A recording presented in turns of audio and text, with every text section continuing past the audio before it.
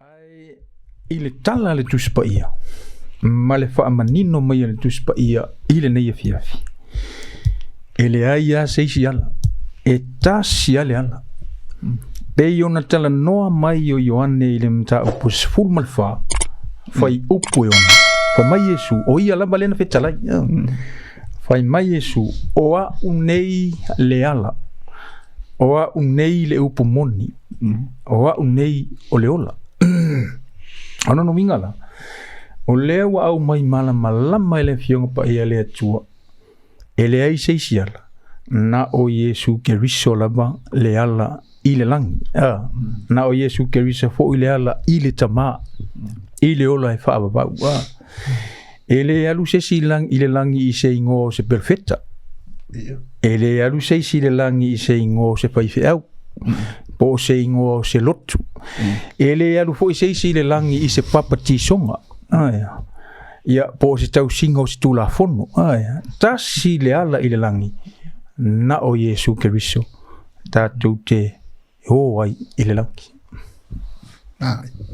Mano. Ia. Sunga. Pe singo koe whapopo i lea. Maenga o tala mai. Sun whato i Sione. O whaipuranga whaitau i Sione ana nei. Ai or kemilea wa lata ina whasatori na Yesu. Kemilea o lana whamawhanwhananga i ona so. Ia a view mai la i le context nga. Ai lola i o le anganga o le kalale a Yesu. Pea koe whaitau wina whai mai. Whai mai o au nei le ala. Ma le upomoni, ma le ola. E le alu atu lawa se tasi il tama pe a leo I mai a tea. Te langona o ngikala I a pikosili o nga so aki. E matuitui ia e ti ngā le kangaka fu I lea mapo tapua inga. E kusa male saunoanga Yesu ia pe a whaperitania whai mai I am the way and the truth and the life. E tusai ma ia le ukalango akuia ia Sione I le maka upsilsili whaingo fie ole mea lea. Whamekara a tui wha upo e tusai ma winga ma vaenga o le ngangana wheme Yesu I am the way o le winga kala like having pena o whakusu o lava wheme Yesu o wa unei le ala I am the way, not a way. It's the way. Having that definite article before the word way, like Jesus distinguished himself. Like he's the only way, as he used that. O le mea ngai ile Greek mai he hodos means the way. Ave me kala Yesu I am. Le kusa kango e wha palangi word by word. Kusa la me Yesu I am. Kusa ole upula iai ole eko aimi means I myself. Yeah, I am. No one else. He's talking about the way. Language will always be a barrier. Ikaw malama. Yeah, ngana. Pela lok fa ko I ata tulunga fiafi. O se la fonga Yesu. It's a statement. O se la fonga Yesu e matui. Maso aki mawhaingata pese a itui le mafofolkanga ka mapukapua inga foilea ka foile mga o whai mea ina ia whaola ele I mau ngeng kakalangoa I le papatiso ina e whaola ina ai well that's not our stand ele o position nga kako ale whaako ole view nga tūlei mei e sivaenga ole papakisonga whamangalo ina ang sala papakisonga e whaola ina ai a kuula I se siku that's another way ole a mea ngā lewe mai kala Paulo e le o ngā luenga ina ne imitamita se tasi aia ole mea alofa ole whaola tanga it's a gift Ole mea a gift, you don't need to buy a gift.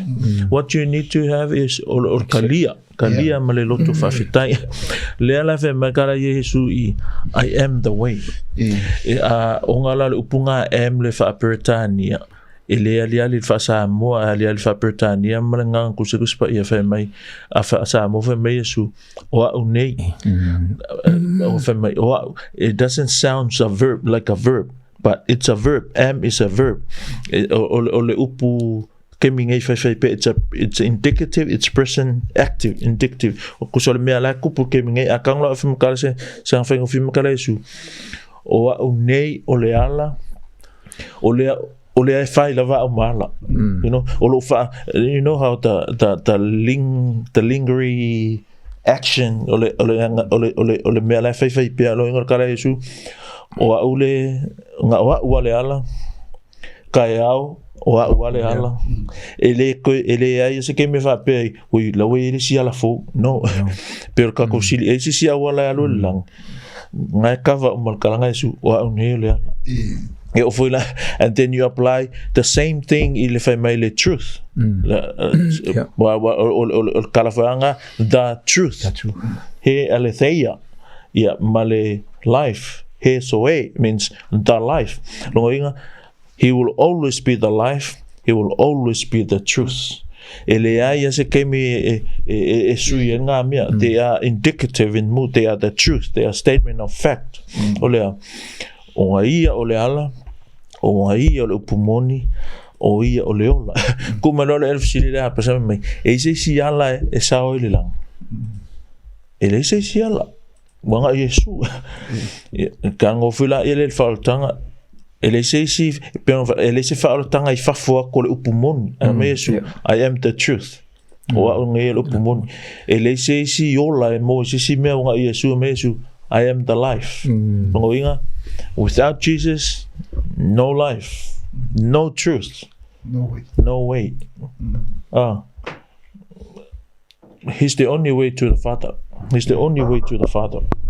Ele sisi awala iltama ele lava sisi awala langi wanga Yesu. Sana ongarubenga no ne changa me pensa ngosione ele os feife au ele os perfecta so afapela ye sisi awala any other way apart from Jesus will not end up il falkanga pe end up ilelangi pe end up iltama. Any other way will lead to a different destination. Only Jesus will lead to the Father. Lave mai ele al watu lava se tasiltama le ai masisia wala wanga Yesu e oltama Afrika ma ya lai le langi pe nga o ina itatu angi vanga punga le foko inga Yesu pa kwa i fu isi ko nga be fapenga kami ko isi pi da femei afu kala kuspa ele salamu femei. He is God. He does not cancel with men. Ele aingi faalinga mga kumangi masifongo markangaka. So any other power me ifongo nga ole awa atua nga ole tamale alo maranga pa ia. Ele se fongo ole atua maskangaka. Femai he doesn't ask for our opinion. He is God. Menga le fa koi e tu tasi lava le atua. He doesn't need kiri yalu sisi me ka wang e psa o Yesu o Yesu wa ile sikama lo nga ya la family se va nga urka wangi ngo ye kiri lo pula alo ngo kama lo koplen family kama lo nga koplen family God ask for my opinion. That's blasphemy. Mengale upuvanle ile tu. Who are you? Oi efesile. He doesn't cancel with men. He doesn't need your opinion. He doesn't. That's ole ai tuile nga me ile ole upuvanle nga ile tu. Afe my God ask for my opinion. Oh my goodness. That's is mam na mar puri hawa ole tu me ka ole onga se ole la pe wa ani e fa no marka ko fiafi e ngar kasia la yes Yesu yes grammatically look at the number for me I am the way one way. De ele sia wala pe ko le ya le upunga ta I mo le upu way po le upunga he before the word horos e kipi ai le broad or the open application of the word way means this a one of a kind way. Ele sia wala fa pe ar kasia anga ia mawe only Jesus. Well, grammatically. Yeah, Malaysia siala pas. No Yesu aku fular kala Paulo. Sini. Me kala Paulo wana ole alofatu no fa aula inai. Le ona nga luenga ne mita se tangata setasi. It is by grace alone. No. Through faith that we are saved. Yeah, there was no na I dem ta upule ne fia. Ya nga wa o kikakongwa ya isfo itapo nya isfo ile na ko ala a pe o I no wa vala me da fi kusai ma da fionga den. O Yesu wa nga sang nga den fa mon mole pesa o. Yes, boss. So nga le Yesu fa Ioane. Ele sa poskolo le nga le kala le o Yesu wa. Poskolo le facility like it was more like Thomas asked on behalf of the rest or making all facility umale ale facility la uli. Pe va faire ma ko mo kele lo. Magare su o ni le al. O le pumoni maleola. So yeah, mano. Ile fai upule I le maka I o le a fiku. Sukolu lua ima. E se fai ya mana maka upule kau ke karango inga le fini. Ile ala ile. Matayo le fiku. I lona fai upu se furutolu le lusu fiku. Nga ile si. E se fai ya mana maka upule kau ke karango inga po ngi ile ala ile. Ya, ang ole fu inga si ile yala ye karango me I de baenga de. Le la kali kuya la koma. Ya, buda ya dua. Su fu nge fia fi poi la mai. E kusa fu se kara kus pa ye le baenga de. Ole foi puna su tot wa pa mai o to wat tuile fai to aba piapi awa e ba tele fai to e lau tele fo ile ala e tau wat tuile malaya to tele fo ila to e uia tuai awa e ba piapi fai to e lau titi fo ile ala e tau wat tuile ola e to ai titi fo ila to o e maua io e te lele so tangal fo ipu nei mal mata upu tatu Talanoa inele nei po wa tatu Talanoa ile awala ba piapi ele fa ingo fiel fa tanga le tu ele ole fa male tala le tu spa e to ai titi e la tu te maua ono no winga ta ule ba piapi le ale usita il denga telefina ngalo le tua le fina ngalo moni le tua ele mfai una mawe ile mele ni mawe ile ola le na we le ona ole awala bait e uya tu ya Yesu awala bait ele uya tu sisi me e uya tu ya Yesu na le Paulo ole awala bait ole awala e uya tu ya Yesu ya nanga e fainga tai tangata awala Yesu ele faingo fi ya e fainga tai tangata le tala le leile male tau sia ole upo le tu ya ele faingo fi ngale ke fa pe o finga ngalo ngale tu o kala le ole upo ya de la fa pe como tausi e alu ai o le finga ngalo nale awala bait ole awala ele mana au tangata ele mana au tangata le awala bait ina ngai tinga ele ngata ina tinga ya ole ale awala bait ole upo le tu ole tausi ole fina ngalo le tu Io sa una più sono le fia o le nessuno alo toi ma lo le mole o le fsili le fanga uma e ka fa so le pese sial il fa pulanga le mta pe fitule fsili le sa no e pasa o le mele ka ko va e kuspa e palang ko le fa pulanga tato fa tawe ile Ioane su fa onu fa mai Yesu, I am the way, the truth, and the life. For the gate is more and the way. And the way. Kilo kola ile nganga kusekuspa ia. For kusalia falling al upule fe mai the way I. Mal upule fe mai lumal the way. Ne he hotos. Ivola le fe mai. The way is narrow that leads to life. Eu foi lá ele upule I to life. Kusa leyam falling al upule fe me sulumo the life. I am the life. Lela fisido por ele so kanga menga. Il faltanga ma le ala le kusa la fe me kala a Yesu I. O le ala le onga ia. O le ola le onga ia ilo iaila ile truth okay mga ile mele ilalo ile fai upu luas fulu male ono lua lima male lua ongo fai mai le lua fa sorry may therefore everyone who hears these words of mine and acts on them olala feo ile truth mai words of mine o lang ole upule luma ole upumoni ale theia the truth ole upumoni alo sa if I who hears these words of mine whose words o upu a Yesu lera makara Yesu ole fa longo mafai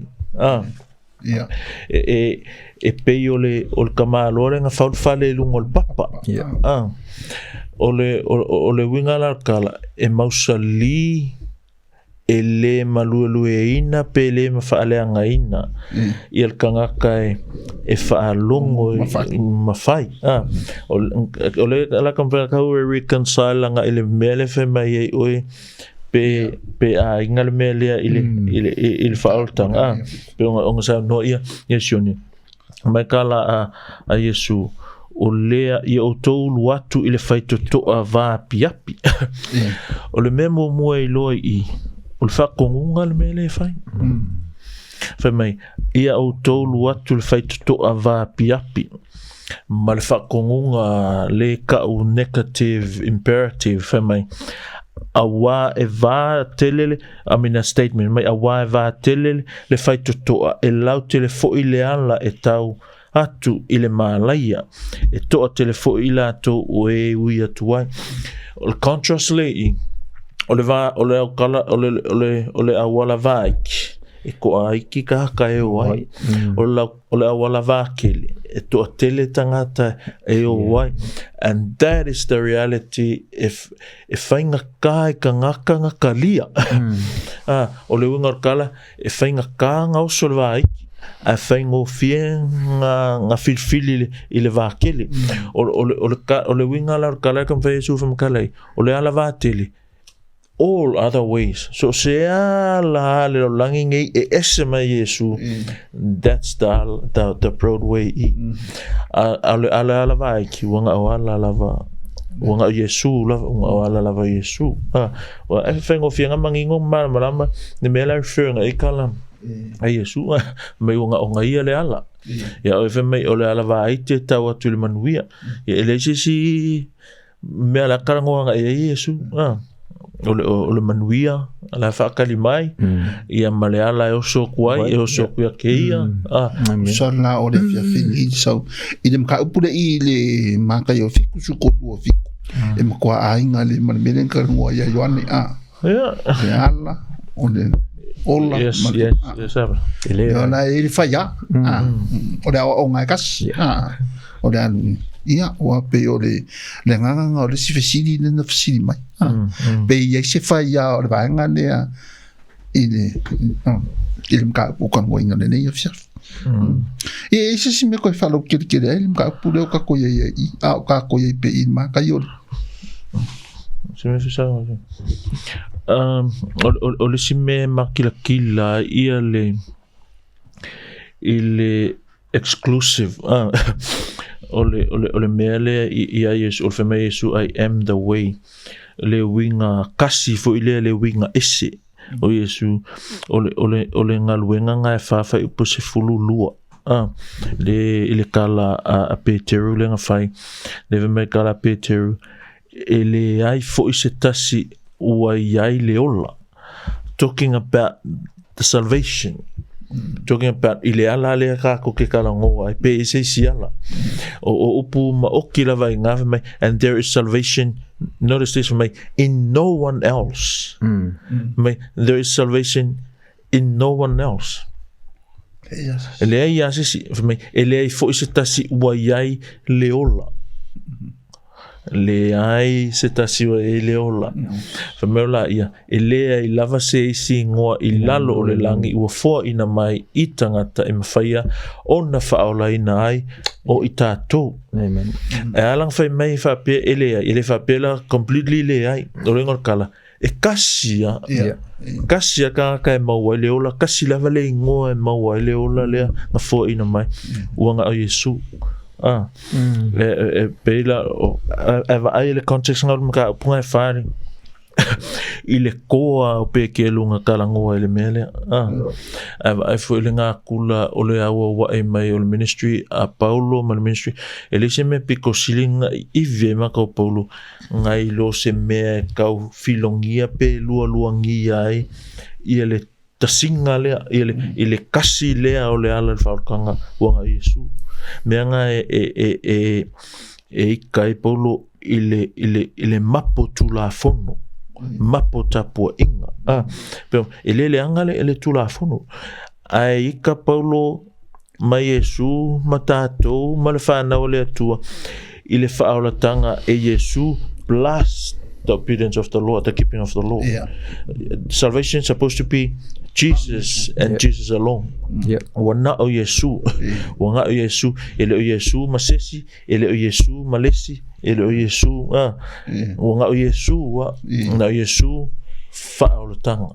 Wa Yesu le ala, wa Yesu e mangalo ai, wa Yesu e ola ai. Ele ai ase, mangingol kala Paulo le uli e mai. Ele ai fo se tasi wa ai le ola. And there is salvation in no one else. Wa Yesu. There's no other name, only Jesus. Ya wa makwa mangingol le fo ngia fiafi. Usai man I kulanga fo ufa mam na mai ile anla ile se sia lo mo kingo ngi Yesu le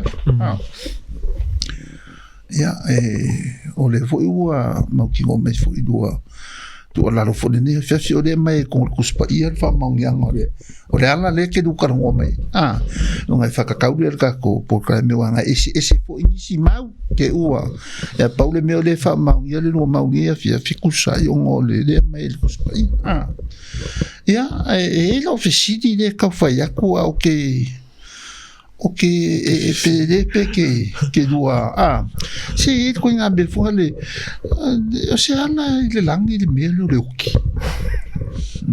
ya wa uki aso si sia mai ya mawalo no fo nga le langi ya mawalo no fo nga mau de langi ya aso se uki ya rongo o fa pe ya ko o si de me pe ya kailo ya si pe se lo so ngi nga ku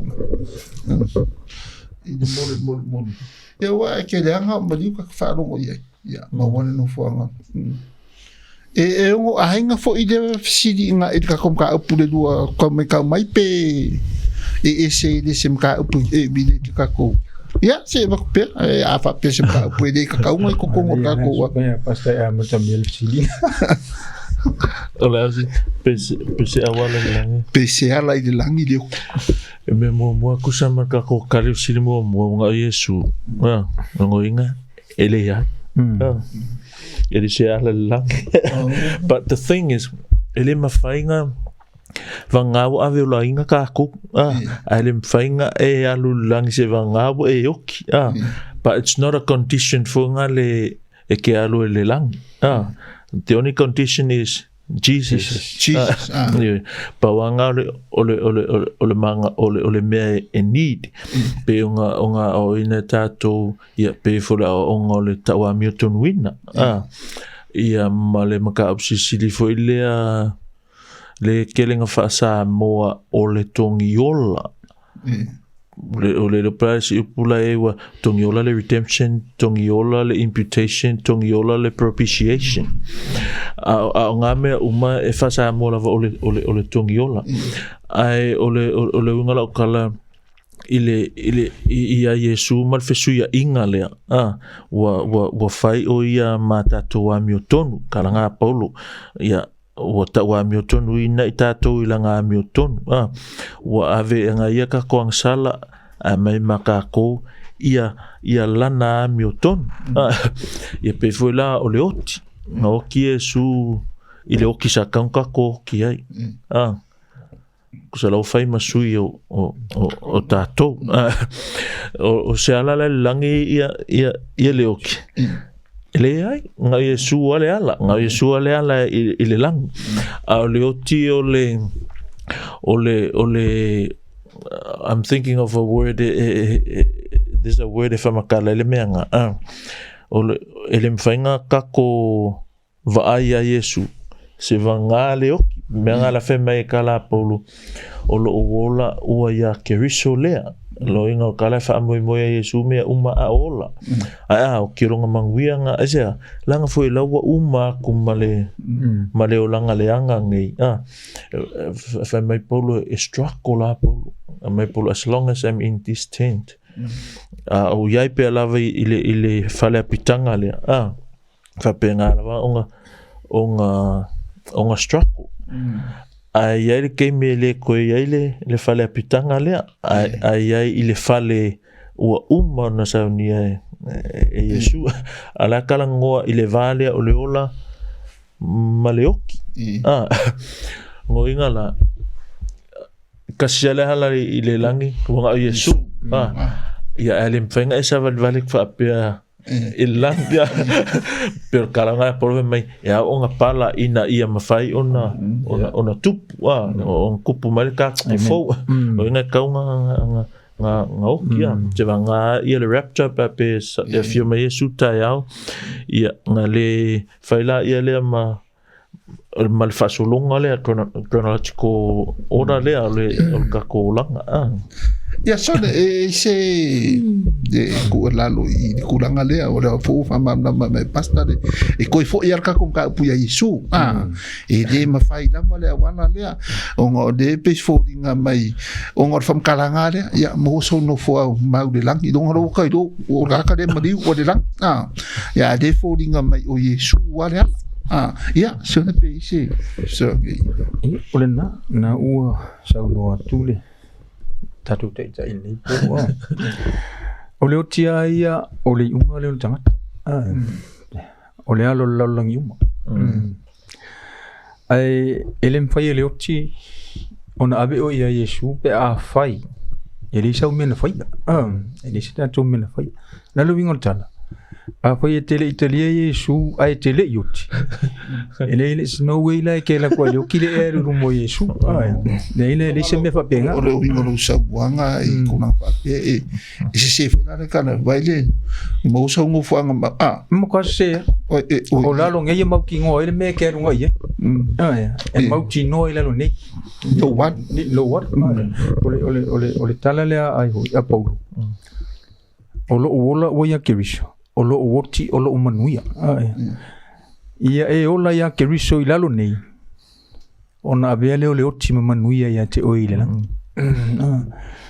ole oti foi na te fa fa o ina tato I lumo le tu tato ia na ya keriso e tato o wa moe o ya keriso ole oti yes amuye oti ole li amuye oti ole li ia Nei. Tshile sa pa potuna le via. Me kala Yesu pe me pasta moso no foanga me pena. Me tala Yesu etele me no foi o to le moto lo tama. ang whapele ai o ke alu sa ili se me ngofoi o tō ala mai o ke alu o koe sau o whimunga o iei o kou whakasi maa ale mea la whamei e tele o lesi mea ele koe ngā mea ngal kau kua ile e kale si ele o langa a koa ele loa whamei o mea ngai whako ai loa pea o lunga ia la o lunga i whia pea whapele i loa a mea me kala Ioane mai ua o tusi atu nei mea ia te o tō mai lola ia lea ona ua o tō i loa ua ia te o tō le ola e whaavavau mai I wrote these things to you for you know that you have eternal life ngoinga while we live in this life we know we have eternal life na ele whaapea onga o skakoa mio tonu ua lava po o sa ole whaapea o kakupa ia aia onga ole whaamaoni ole whaamaoni ole atua o Yesu iana folanga ole whaamaoni Yesu iana folanga le e alainga whaapea na mea whae mai Yesu whae upu o ilmaka upu e se fulu o Ioane whae mai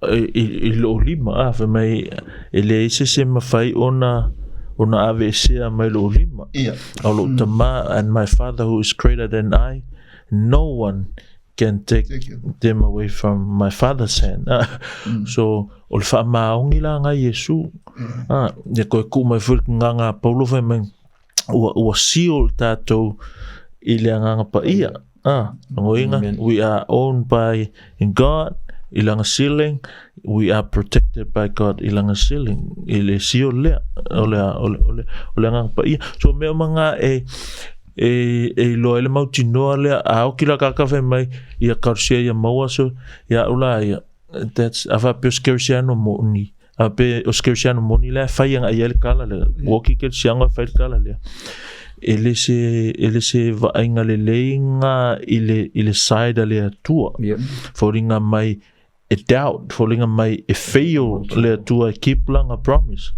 ave mai kalusia mai ia maua ele se me apenga o laua maua o laua iai so it's a wrong thing to say ia mo so no foanga ele se me avuinga e whisper fai ka de wa ai di kau di ela wanga le ki sianga wa e mo pe di mo nga ko nga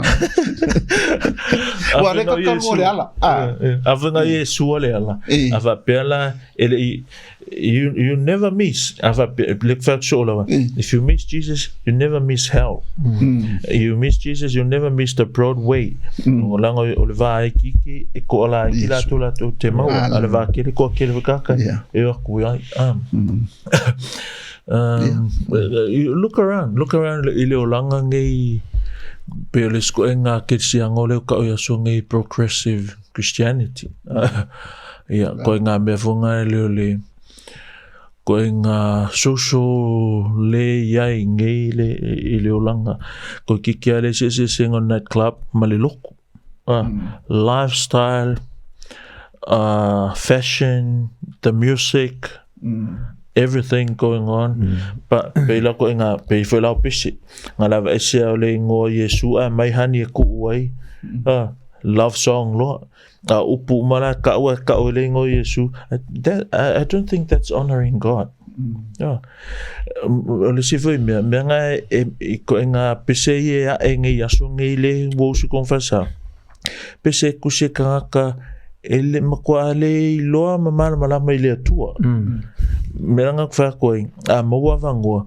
mausunka ko kelefa peleanga uma choruses aronga kala hymns old hymns akuse ka professors or kuspaia theologians bela o peselanga fi manga ursulas falele ma ka po que le po e passe po Sione nga so fer nga plus for me vangale ile ayo se amatanga ole atua le upunga mai nga tupu lava na oia ele so na uluai afu so ifu pe ia lo kala ele fa lango le existence ole atua isesi ele fa lango longa ia ele fa nga mai ele ifaya he was there well always there from eternity to eternity. So ko nga na la pese de nga usual ke mga kong uswa fak pole mo de pese nanga le yale anginga tupe me mo le pese rap e levi e ile tu wa kele si wa pese rap oi pese kaukala e rap e levi e ile ko nga pese to bon neba e fo ya ma ko nga ko nga me rap e sa o fa lo so o rap con o força pi karkala ngoma pese ko nga pese e sa o ke ngo fa lo ko nga pese ko kula la rap plan ko le sa o le rap o le vai nga kuma nga meudi and it's o le música ga kauli fia la ile ka isi ku la pese nga pop mali one love one heart one love la wa Christian nice ka usulola e kongole farsa mo pop mali ele esquerdia con mesmo mo ele kawinga kalier eu su kongo se mega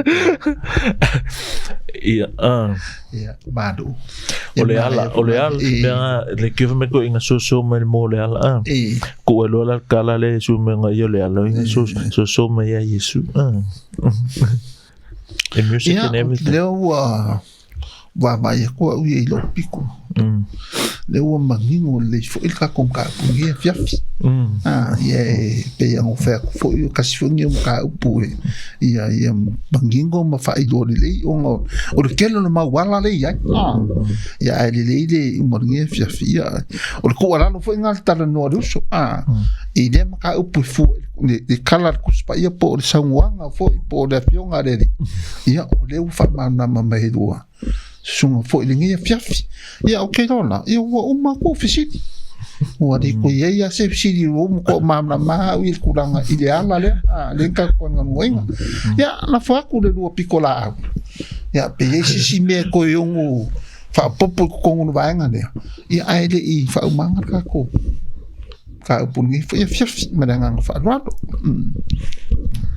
ya ba wale si me ole to fia support atile tanto mata opune fia na ko fa me yesu o ne yul fai to ne mo wele yo ne iba sifu ta busu fo poiba o le fai to o le pa ma mo ya o le wingo le tala o le pa ma mo le ta o I o le kalesi no winga ele ya se siala o yesu apa pe si meu ke skanka pa me yesu orang ngoi mal fam ya punga sa ko e fa eu sou mal fam la ya o som me si be pe som mal fam la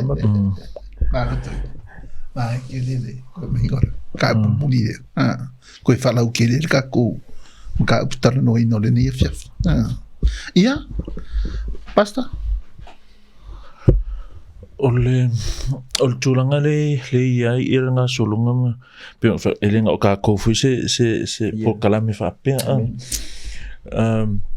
me funga ia pe fona sa no ia sunga fa fenga nga Mataafa o tatu le o le fiafi ile mele pe o ka funga kongi ala mai I por kala me pena fe me ia sa nga pasta mana ia me mo fe fa mantunga tato I more controversial issues ma debate po subjects funga we afa pe o ka o ambas o ema saula io FM e luala ala kwa e kasile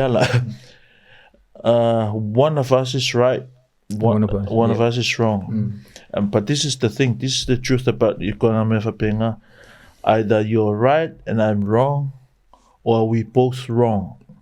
We can never be both right. Asia lang foi fa ka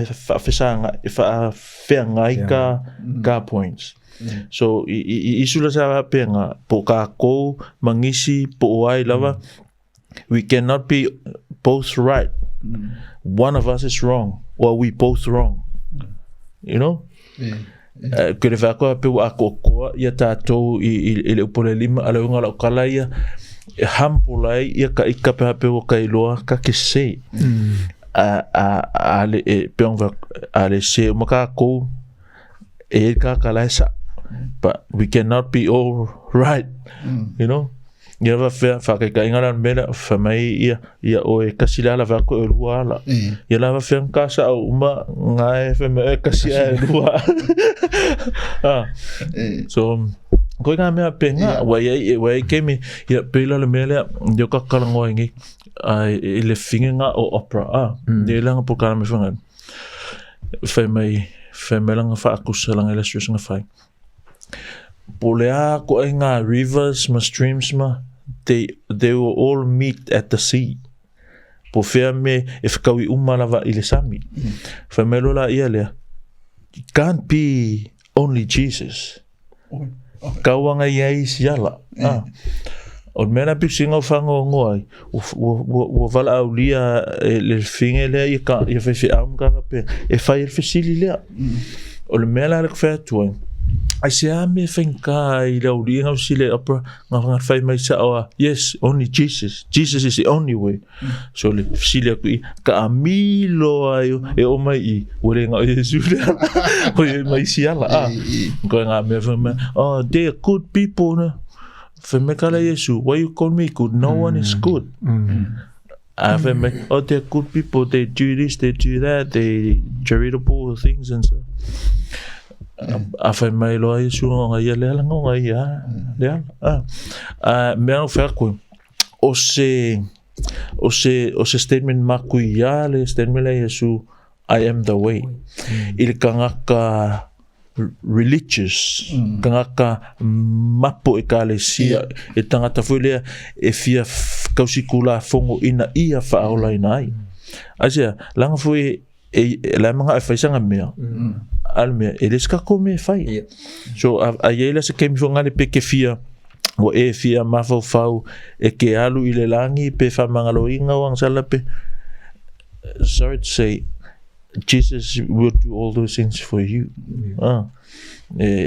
our salvation is we are passive we active when we are saved but in terms of being saved we are passive. Jesus saved us. We were dead. He made us alive. We were not there. He gave us new birth. Amen. So and so it's everything is Jesus. Ngaf kaulo amar kala mesu. O ne ole ala. Ole upumoni. Maleola. Sa lo pesele sa mo ona o Yesu. Ona Ios koe kala vergunga kusai malo finangalo abas. Malo. Ne fiafi. After yatu. Mo le mata tano ni ni fiafi le ua manino le matore ma o lo fo le tulanga sa o le ala I la fu I le tuspa ia o se tatunga so song I le kusai ma kurang fa pe ma lo fa so ai ngau fa pe isa mai kai mi ko karango ia nga I fesili e mai ka ko por kala me we el fesili le fa mai pe ko sa Yesu peko ya fio mai su ia la le karango nga asa nge borda spo wanga ese mai marka kumka pune anga e fesili fa penga o fesili nga e ngo kari e ka nga kari e anga ati mama madu le tunu ia ko nga fase afu nga ke vakua ese ia ur karia nga ko nga me e karia e penga ia manga ia fesili nga mai ia la ke le lopo anga ia se onga wo va yo fika wa le foi le fiaf wa ka nga fa matato por kalame ngo le ala de langi de karango de fiaf asi au dia ia le vai sfo ia mo le ku nga nga fa fika I lo sungan fengainga ta I Recipients Community Church me setto in azione mo le fiafi fa soina ia ma fa mal mai no foi o le fiong pa ia le tu ia le foi na cinema tu dang an ta satana no ina ia le nga masania ia nga le ne tu ma lo fa pele tu fo ile le ola malosi tino ma fa ia fa silo fa lenga ia mo pele na unha wale finga ngalo mane ngadi uwe finga ngalo le tua ia se mato o puna le ni fiafi ia o titariton ia ole fai unha ngal tatu Talanoa le Uso le ni fiafi tatu to fero I fo il verse fo il lo fo le li Ia, soifua mai manuia. Oh, seli.